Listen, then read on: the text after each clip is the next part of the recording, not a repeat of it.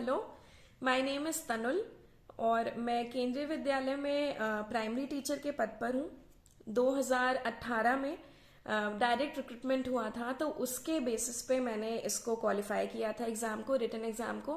फिर 2019 फरवरी में मेरा लखनऊ में इंटरव्यू हुआ था और फाइनल सिलेक्शन मेरा जब हुआ था तो 2019 सितंबर में मैंने पहली पोस्टिंग मेरी आई थी, वहाँ मैंने ज्वाइन किया था।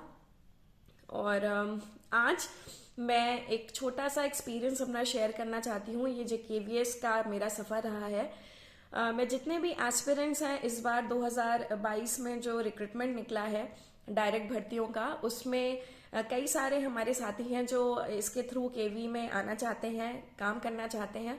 तो मैं उन सबके लिए ये बोलना चाहती हूँ कि आप अपनी मेहनत करें, डिटर्मिन्ड रहें, कॉन्फिडेंट रहें और ये सोच के एग्जाम दें कि ये मेरा लास्ट अटेम्प्ट है, इसके बाद शायद मुझे अटेम्प्ट ना मिले।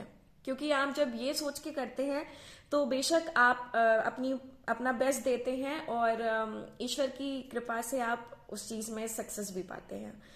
तो मैं आपसे ये कहना चाहूँगी कि जब मैंने एग्ज़ाम दिया था 2018 में, उस टाइम मेरा एग्ज़ाम दिसंबर में हुआ था और उस टाइम में लेके आज तक 4 सालों में पैटर्न काफ़ी चेंज हो चुका है और शायद मोड ऑफ एग्ज़ाम भी अब बदल गया है। तो उस हिसाब से अपनी तैयारी आप कायम रखें, बिल्कुल भी डरने की ज़रूरत नहीं है। केवी एक बहुत अच्छा इंस्टीट्यूट है, संगठन है, जहाँ पे आके आपको अपने मल्टीपल टैलेंट्स को शोकेस करने का बहुत सारे मौके मिलते हैं।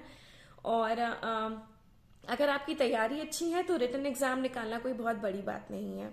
आप अच्छे से पढ़ें, जितने भी आप बुक्स फॉलो कर रहे हैं, आपका जो कोर्स मटेरियल आपके साथ है, जो भी आप यूट्यूब वीडियोस अगर फॉलो कर रहे हैं, में से कई सारे, इवन मैंने भी यूट्यूब वीडियोस की काफ़ी हेल्प ली थी पढ़ाई में। तो लग के बस 2-3 महीने की एक मेहनत की ज़रूरत होती है और ईश्वर आपको उसका फल ज़रूर देते हैं। अगर मैं इंटरव्यू जर्नी की बात करूं तो जो मेरा इंटरव्यू सेशन था उसमें जो हमारा इंटरव्यू पैनल था उसमें 4 लोग थे, 3 फीमेल्स थी और 1 मेल पर्सन थे उसमें। इतना आपको डिटेलिंग पता नहीं होती कि इंटरव्यू में कौन बैठा है, बोर्ड में आपके कौन ले रहा है, बट हाँ, एक काउंसलर मैडम होती हैं या सर होते हैं जो आपकी ओवरऑल पर्सनालिटी को जज करते हैं, आप में सीडीपी स्किल्स क्या हैं, आप the way you talk, the way you behave, the way your body language looks at that time, तो वो जज करते हैं आप नर्वस तो नहीं है कहीं से, आपकी बॉडी लैंग्वेज उस टाइम क्या कह रही है, आप कॉन्फिडेंट हैं कि नहीं, आप कॉन्फिडेंटली फ्लुएंटली अपने जवाब दे पा रहे हैं कि नहीं, आपकी लैंग्वेज स्किल्स, आपकी कम्युनिकेशन पावर कैसी है, तो वो सब आपको उस बेसिस पर जज किया जाता है। बोर्ड ऑफ प्रिंसिपल्स होते हैं, डिफरेंट डिफरेंट केवीज के प्रिंसिपल्स होते हैं, टीचर्स होते हैं जो आपके इंटरव्यू बोर्ड में बैठते हैं। तो मेरा इंटरव्यू लखनऊ में हुआ था। जब मैं गई थी इंटरव्यू देने तो आपके पास 4 से 5 कॉपीज आपको वो देते हैं बायोडेटा की, जिसमें आपको भरना रहता है अपनी डिटेल्स, आप केवी में क्यों आना चाहते हैं, आप टीचर क्यों बनना चाहते हैं, उसमें सब दिया रहता है, आपको सब भरना रहता है। आपकी जो एजुकेशन क्वालिफिकेशंस हैं, कितने परसेंटेज हैं, किस ईयर में पास किया, क्या किया आपने, वो सब दिया रहता है। मेरे पास एक अपनी फाइल थी, पर्सनल फाइल, जो मैं प्रिपेयर करके गई थी।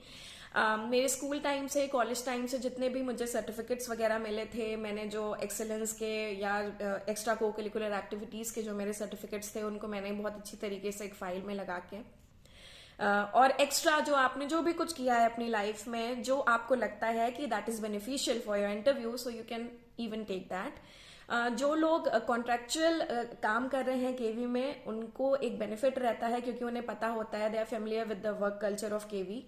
बट जो नहीं है उनको हताश होने की ज़रूरत नहीं है, क्योंकि संगठन सबको पूरी एक तरीके से एक समान मौका देता है अपने टैलेंट को आगे रखने का। तो जब आप वहां पे जाएंगे, you have to be, the very first thing you have to keep in mind that you have to be very confident. आपको बहुत ज़्यादा कॉन्फिडेंट रहना है खुद में। जो भी सवाल आपसे किए जाएंगे, उनके जवाब आपको बहुत ही कॉन्फिडेंट होके देने हैं। और लैंग्वेज बैरियर कुछ नहीं है इसमें। जिस भी लैंग्वेज में इंटरव्यू पैनल आपसे सवाल कर रहा है, आप उसी लैंग्वेज में जवाब दें। और अगर if you are not comfortable in English, you can even tell them. और मेरा जो एक्सपीरियंस रहा है केवीएस में अब तक, हिंदी पे बहुत हम लोग प्रेफरेंस देते हैं। हिंदी हमारी राजभाषा है। हमें आजकल वैसे भी सिनारियों में हिंदी का जो यूज़ है वो ख़त्म होता जा रहा है, तो उसको बढ़ावा देने के लिए हमारी सरकार भी बहुत अहम कदम उठा रही है। तो इसलिए केवी में भी ऐसा लैंग्वेज बैरियर कुछ नहीं है। आप जिस भी लैंग्वेज में कंफर्टेबल हैं आप उस लैंग्वेज में आंसर कर सकते हैं। आपका बायोडेटा जो है वो जो 4 कॉपीज 4 लोगों के पास होंगी वो एकदम करेक्टली फिल्ड होना चाहिए। आप उसको थरो चेक कर लीजिएगा कि उसमें कोई भी स्पेलिंग मिस्टेक्स ना हो, क्योंकि वो उसी से शुरुआत करते हैं। आपको वो बोल सकते हैं सबसे पहले जैसे ही आप घुसेंगे तब तक ना बैठें जब तक वो बोले ना।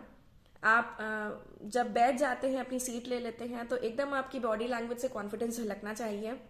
वो आपसे पूछेंगे, सवाल शुरू करेंगे और आपको बोल सकते हैं कि आप खुद को इंट्रोड्यूस करिए, तो आप अपने बारे में एक अच्छा इंट्रोडक्शन सोच के रखिए जो आपको वहाँ पे बताना है। अगर आपने प्रीवियस कहीं पढ़ाया हुआ है या आप किसी इंस्टीट्यूट से जुड़े हुए थे, कोई स्कूल में आप प्रीवियसली पढ़ा रहे थे, तो बट ऑब्वियसली उसके बारे में भी पूछते हैं। और इंटरव्यू सेशन जो होता है वो इसकी कोई टाइम लिमिट नहीं है कि हमारा इंटरव्यू किसी किसी का 5 मिनट में ही खत्म हो जाता है, किसी किसी का 15-20 मिनट तक भी खिंच जाता है। तो it totally depends upon the candidate कि वो इंटरव्यू टीम को कहाँ किस डायरेक्शन में मोल्ड कर रहा है। आप जैसे जैसे सवाल जवाब देते जाएंगे इंटरव्यूअर वैसे वैसे सवाल पूछता जाएगा। मैंने भी यूट्यूब वीडियोस से काफ़ी हेल्प ली थी इंटरव्यू के टाइम, तो मैं अपना एक्सपीरियंस आपको बताऊं। आप प्लीज़ 2 पोएम, एक हिंदी की और एक इंग्लिश की, एनसीईआरटी बुक की किसी भी क्लास की, यू कैन हैव क्लास 1 और क्लास 2 और class 3 up to class 5, any poem of your choice either in Hindi or English, but I suggest both. अगर आप दोनों पोएम्स को अच्छे से आप प्रिपेयर कर लेंगे तो ये आपके लिए बहुत बेनिफिशियल होगा, क्योंकि वहां पे आपसे वो कोई भी कविता सुन सकते हैं। मुझसे डेफिनेटली सुनी थी, तो मैंने क्लास 2 एनसीईआरटी की स्माइल उनको सुनाई थी। तो फिर आता है आपका टीचिंग डेमो। कुछ पर्सनल क्वेश्चंस के बाद वो आपसे आपका टीचिंग डेमो देखना चाहते हैं। तो आप शुरू में कंसिडर कर सकते हैं कि वो आपकी क्लास है और आप टीचर हैं जिन्हें आप पढ़ा रहे हैं।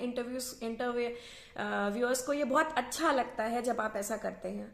और जो भी लिमिटेड मटेरियल्स आपके पास हैं उस टाइम अवेलेबल, उनकी डेस्क पे कई सारी चीज़ें रखी रहती हैं। जैसे मुझे उन्होंने बोला था स्टेट्स ऑफ मैटर पढ़ाने को, तो उनकी डेस्क पे बॉटल वगैरह रखी थी, डस्टर रखा था, चौक रखी थी, फैंस थे वहां पे, और फरवरी का टाइम था तो फैन उस टाइम ओपन नहीं था, डोर्स थे, कई सारी ऐसी चीजें थी मैटर हमारे आसपास। तो मैंने उन्हीं सबको एज अ टीचिंग एड बना के पढ़ा दिया था। उसके बाद उन्होंने मुझसे पोएम सुनी थी।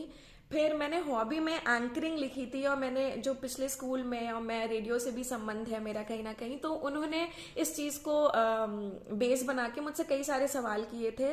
और उन्होंने मुझसे ये भी कहा था कि ठीक है, अगर आप 26 जनवरी का प्रोग्राम हो रहा है आपके स्कूल में, तो आप कैसे एंकरिंग करेंगी, 1 मिनट की आप करके दिखाइए, और जब तक हम ना बोले आपको चुप नहीं होना है। तो that was a kind of extempore for me, extempore. मैंने उस टाइम पे जो 26 जनवरी से रिलेटेड नेशनल फेस्टिवल है हमारा, जनवरी में पड़ता है, जो चीज़ें मेरे दिमाग में आई मैंने बोली। और इसके अलावा उन्होंने जेंडर डिस्क्रिमिनेशन पे मुझसे बात की थी, क्योंकि मैं पहले कहीं काम कर रही थी प्राइवेट, और फिर मैंने उसे छोड़ दिया था, मेरे हस्बैंड की पोस्टिंग कहीं और थी, तो मैं वहां आ गई थी। तो उन्होंने मुझसे ये भी पूछा था कि क्यों ऐसा होता है कि हमेशा आदमियों को प्रधानता दी जाती है, और जो लेडीज होती हैं they have to bear all the sacrifices, उन्हें ही क्यों किया जाता है। आपके हस्बैंड ने जॉब क्यों नहीं छोड़ी, आपने ही क्यों छोड़ी, आप ही क्यों जा रही हैं। तो आप इस जेंडर डिस्क्रिमिनेशन को छोटे बच्चों को कैसे पढ़ाएंगी। तो फिर मैंने एक स्टोरी के माध्यम से, कि मैं किस तरीके से एक स्टोरी सुना के बच्चों को ना सेंसिटाइज कर सकती हूँ इस ये जो हमारी प्रॉब्लम है, इतना इतना डेलिकेट इशू है इसकी तरफ, तो वो मैंने बहुत अच्छे से बता दिया था। ओवरऑल मेरा एक्सपीरियंस काफ़ी अच्छा था, और जब मैं बाहर निकली थी तो मुझे लगा था कि हाँ मेरा इंटरव्यू अच्छा हुआ है, और बाकी ईश्वर की मर्जी है।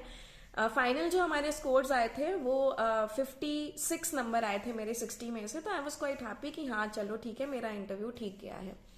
अब जितने भी एस्पिरेंट्स हैं हमारे, उनसे मैं बस यही कहना चाहूंगी कि सबसे पहले आप जब इंटरव्यू रूम में जाएंगे तो प्लीज पैनिक होने की जरूरत नहीं है, कॉन्फिडेंट रहिए, क्योंकि मेरे ख्याल से जब आप पढ़ाने पे आते हैं तो आप मास्टर है उस चीज के। आपको कोई फर्क नहीं पड़ना चाहिए कि वहां पे कौन बैठा है कौन नहीं। आप एक हाइपोथेटिकल सिचुएशन क्रिएट करिए और वहां पे जब टीचिंग डेमो की बात आती है तो give your best, try to give your best. वहां पे आप सोचिए कि वहां पे बच्चे बैठे हैं, बच्चों को नाम से कोई भी हाइपोथेटिकल सिचुएशन क्रिएट करके उस टॉपिक को जो आप टॉपिक दिया है आपको उसको पढ़ाइए बच्चों को। एक पोएम हिंदी या इंग्लिश की एनसीईआरटी की जरूर याद कर लीजिए, 1 से लेके क्लास 5 तक की, any class, it's your choice. और जब भी आप जवाब दें तो have a smile on your face, बहुत कॉन्फिडेंस झलकना चाहिए आपके पूरे बॉडी लैंग्वेज से, पूरे जेस्चर्स जो भी आप वहां पे कर रहे हैं, जो भी आप हैंड मूवमेंट्स कर रहे हैं, उनसे कहीं भी ये नहीं दिखना चाहिए कि आप अंडर कॉन्फिडेंट हैं। और बस कॉन्फिडेंट होकर आप जाइए। इंटरव्यू सेशन बहुत अच्छा होता है अगर पहले 2-3 क्वेश्चंस आपके अच्छे निकल गए। जनरल अवेयरनेस 2-4 दिन की, 1 हफ्ते की, आप न्यूज, जो करंट न्यूज चल रही है उस टाइम उस न्यूज पे ध्यान दीजिए। पेपर्स पे रेगुलर टच रखिए, न्यूज़पेपर्स वगैरह पढ़ते रहिए। साथ ही जो आपका जो कोर्स था, जो आपने पढ़ा होगा रिटन एग्जाम के टाइम, सीडीपी आपने पढ़ी होंगी, कई सारी थ्योरीज वगैरह, ऐसा कुछ नहीं है कि वहां पे वो आपको इस पे जज करेंगी कि आपको थ्योरेटिकल नॉलेज कितनी है। आप प्रैक्टिकली किस तरीके से बच्चों को इन्फ्लुएंस कर सकते हैं, आपकी कम्युनिकेशन स्किल्स कैसी हैं, आपकी इन्फ्लुएंशियल स्किल्स कैसी हैं, आप किस तरीके से बच्चों के दिमाग तक जाके उनके from the mind you go to their hearts, बस वो यही देखते हैं। और मैं जितने भी एस्पिरेंट्स हैं उन सबको बेस्ट ऑफ लक बोलना चाहती हूँ। हर तरीके से ईश्वर आपके साथ रहें, आप जहां भी जाएं, जब भी आपका इंटरव्यू पड़े सबसे पहले आपका रिटन बहुत अच्छे से क्लियर हो, और उसके बाद जब आप इंटरव्यू सेशन के लिए जाएं तो आपका इंटरव्यू बहुत ही अच्छे तरीके से हो। और जो भी आप एस्पायर कर रहे हैं as a primary teacher, you want to come and join KV, so you all are welcome. And thank you so much. ये मेरा छोटा सा एक्सपीरियंस था कि किस तरीके से मैंने केवीएस इंटरव्यू में पार्ट लिया और I successfully clear that. Thank you.